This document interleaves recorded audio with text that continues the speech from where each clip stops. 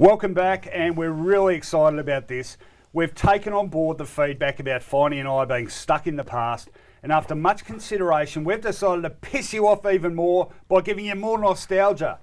Round 10 has contained some of the biggest moments in football history, and we're going to revisit them right now because, like sands through the hourglass, so are the rounds of our lives.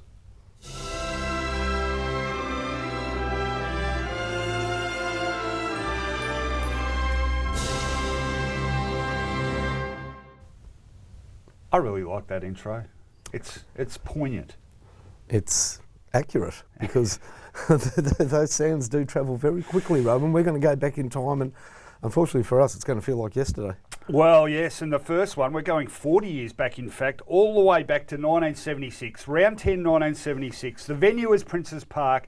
This is one of the great football moments, Finey. We've all seen it, but let's see it again. North Melbourne's playing Carlton. The Blues are up all day. They're 17 points up. Malcolm Blight takes a mark, kicks a goal. 11 points the difference. 30-minute mark, I think. Ball kicked into the north forward line. Malcolm Blight marks on the boundary. Check side's a beautiful goal. It's back to 5 points. Can they get up? You'd think there's not enough time, but the ball gets rebounded into the forward line again from the centre bounce. Malcolm Blight takes the mark. Have a guess who you've got to say. Have a guess who? Malcolm Blight. Because he kicked the previous two, obviously. Yeah. He bobs up again. And let's have a look at it right now. Malcolm Blight has got the ball at centre half forward. 28 minutes gone. The crowd's gone mad. I think the siren's gone. Now Blight will have to take his kick. Now Blight would have to kick this. Oh, he'd have to kick it 85, 90 metres. But he's going to have a kick, all right. It's not over yet. Not over yet. What drama here at Princes Park. Malcolm Blight, it's a big kick. It's a massive kick.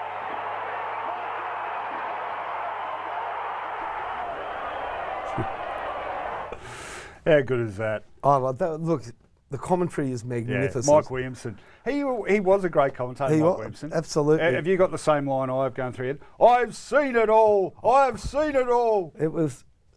It is one of the most amazing kicks of all time, but I love the side. There are moments in time, and I love looking at what else is happening at that time. Keith Grigg sort of stalking around him with his hands on his hips, and Barry Cable. They've given the game up for absolute dead. Fans are running onto the ground, but it's funny how they don't all run to the actual play. Some are going to have their own kick to kick. Could not care about that. There are kids running away from that kick, not watching it.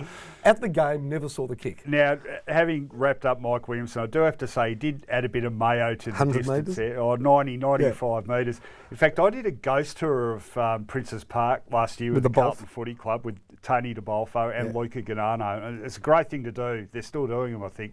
But we went to that spot on the ground, and I've got to say, I looked up and I thought, geez, I reckon I'm half a chance from here. It seemed to have shrunk. Actual distance, I reckon, distance out from goal, I reckon about 65, 70. But the kick, almost post high, it's got to be 80 metres. And that's another part of that folklore that goes with this, because it did almost go through post high. So a lot of people who were at the game seem to forget that there's actual footage of it, because they talk about it going through post high and then rattling over the entry gates.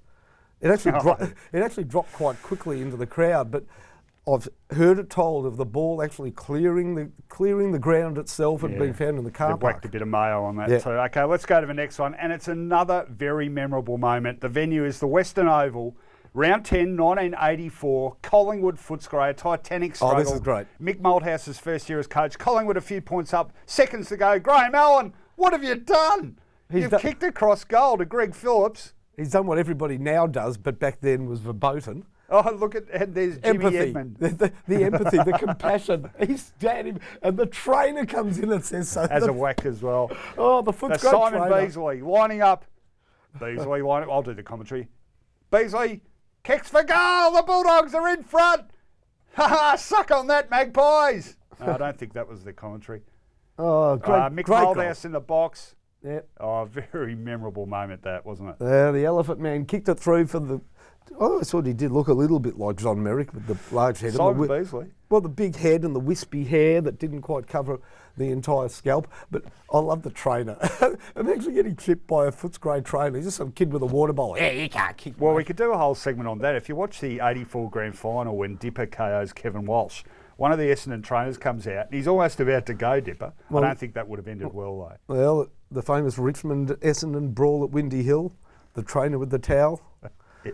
There is history. All right, let's move on. Now, this is one of the great rounds, round 10, because next on our list is another famous or infamous moment in football history. It's round 10, 1996. The venue is Waverley. The teams are St Kilda, Essendon. Tight game, late in the third quarter. What happens, Finey? This happens. Oh, I was there. We're out of juice. Well, we'll both tell our stories. I was there covering the game. Now, there's Malcolm Blight talking by candlelight.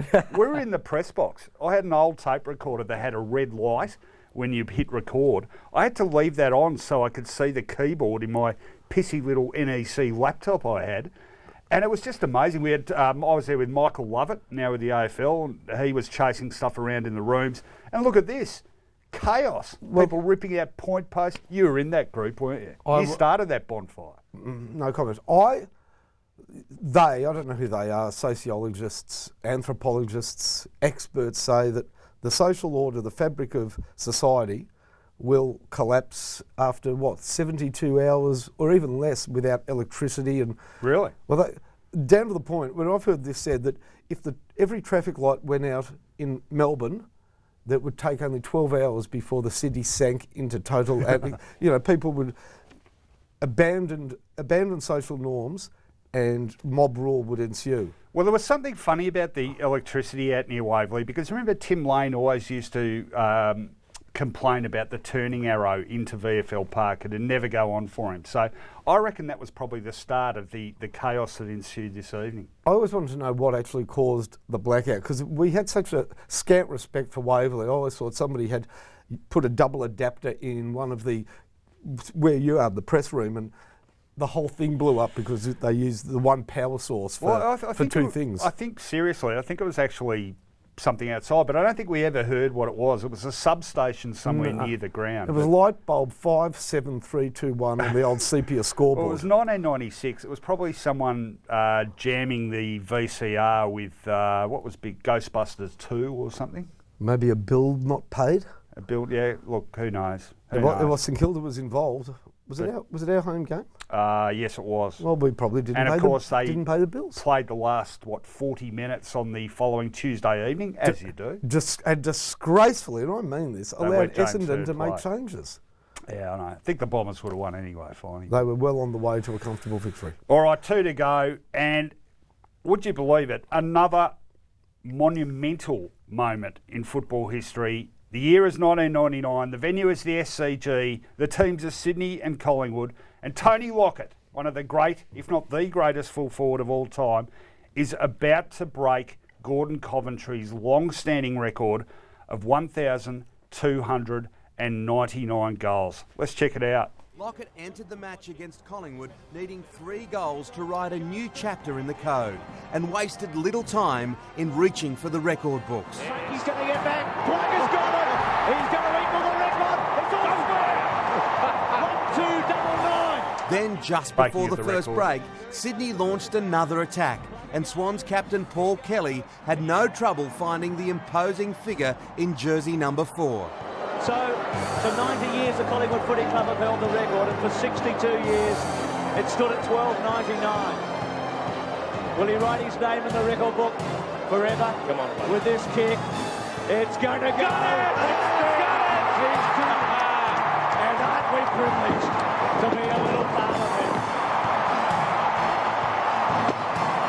A remarkable player ensures the fact for however long we play the game, he will be remembered forever.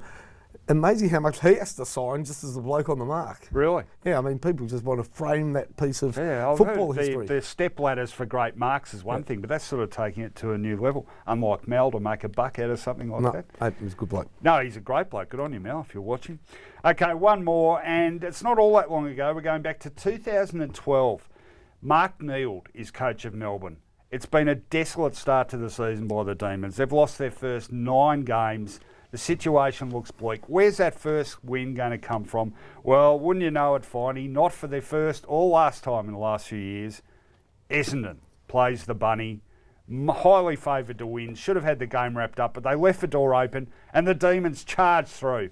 I'm pretty sure we got footage of the closing stages of that game and you'll see the elation in the Melbourne camp. The day they said would never come. Melbourne coaching the I hope so, says a Melbourne supporter. They go into the Oh, doors. yes. And there it is. It just wraps it up. Where does that make the difference? 11 points. I was, as usual, I was in the press box covering the game. And of course that was done in the pink yoke Yes. for breast cancer awareness. Something the club Melbourne's very acutely aware of is cancer, and a day where we've been talking about it. And we'll just see the bench here. There he is. Yes. Slams the headset down. Yes. You'll pay for that, Neil. Yes. So who hugged him there? Collingwood's Jeremy Howe. Colin Garland, Colin Jeremy Garland's still Howe, there. and I think Lyndon Dunn on the left there. Crowd's gone mad. Of course, their sights have raised considerably since then. This is just a win. Got a few of them up now. Look at this. This is fantastic. Brad Green's Green. there. They're all in. Got the glove on, Brad Green. Great moments for the D's. Yeah. And Mark Neal, still involved, of course, at Essendon, and in all seriousness, doing a great job with development down there. They're a huge rap for him. Maybe got the job on the back of that win. Well, that's it for our first viewing of Rounds of Our Lives. We'll be back with more football history next week. I'm getting a little teary with all this reminiscing.